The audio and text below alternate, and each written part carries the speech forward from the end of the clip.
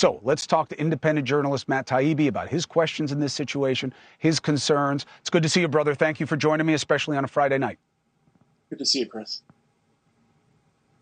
What's your make? Yeah, I'm not sure that I fully agree with you on that. I think the optics of bringing in Weiss as the special counsel are bad, no matter what the actual situation is. They would be better served by having somebody who wasn't connected to the previous investigation. I think that would make everybody feel better, whether there was anything there or not. The Republicans, I do not agree that his appointment prevents any further inquiry by congressional Republicans that can continue to look at Hunter Biden and Joe Biden as much as they want. But the optics of the situation are what they are. It's going to look very bad to Republican voters in particular, and probably to some independents as well.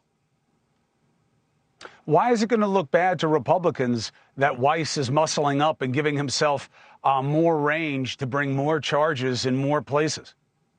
Well, what Republican voters are going to think is this is the guy who acceded when basically the case fell apart from within. Why would we have more confidence in him this time around? There are ongoing whistleblower investigations related to that previous investigation and why that fell through and why there weren't more serious crimes pressed, why Hunter Biden was offered ridiculous deals like a diversion program for a felony gun charge. I mean, these are all questions that people are going to have. And, putting this guy in charge of a special counsel investigation, why him? Why not anyone else? I think it doesn't look great. Do you think that that's about what they think or what we know? Well, I think it still has to be established what precisely happened in the prior investigations, the DOJ investigation and the IRS investigations of Hunter Biden, what they were allowed or not allowed to do, whether there were actual roadblocks thrown up. There were two pretty credible whistleblowers that came through the IRS who had serious complaints. They were not ace. They're not ace witnesses, and we both know it. One of them has overt compromise. The other guy seems fine, but not a home run. I mean, one of the guys has his own legal issues.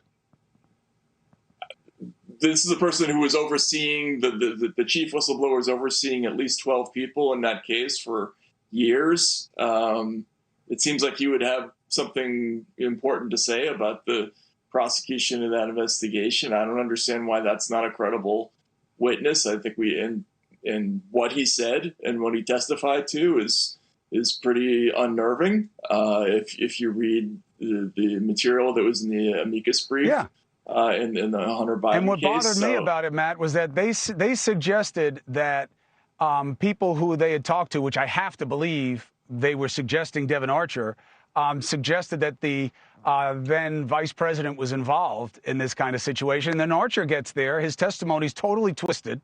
And then he finally, even on Tucker Carlson's show, winds up saying, yeah, I don't think the vice president or now president was involved in anything that was wrong at the time. He was just checking in with Hunter all the time. And Hunter was using that contact to sell things to other people. But, not that the vice president or president was involved in. Look, I'm happy for them to look. I just don't think that if you go down this road of get fresh eyes, you'll never make them happy. You'll never make them happy. Just interrupt, at minimum, Joe Biden lied about that. So, I mean, the Archer testimony establishes that at the very least. We went from, I don't know anything about How does it? How? I don't know anything about my son's business dealings to, he goes from, I don't know anything about my son's business dealings to I was on the phone with them a dozen times or whatever. But Devon Archer says they weren't talking about business when they were on the phone. They were talking, but not talking about business. I mean, that's a distinction. That's what Devon Archer says. Yeah, he also testified maybe to you, but let me tell you, in court it isn't. Well, we'll see. I mean, I think those contacts are pretty significant. The White House had to back off a previous position and say they weren't in business together, as opposed to I don't know anything about my son's business. That's a pretty major movement in their position. Hey, thank you for watching. Please go to newsnationnow.com, newsnationnow.com, and you can find NewsNation on your television provider. And don't forget to click the red subscribe button down below. Then you will get more of NewsNation's fact-driven coverage.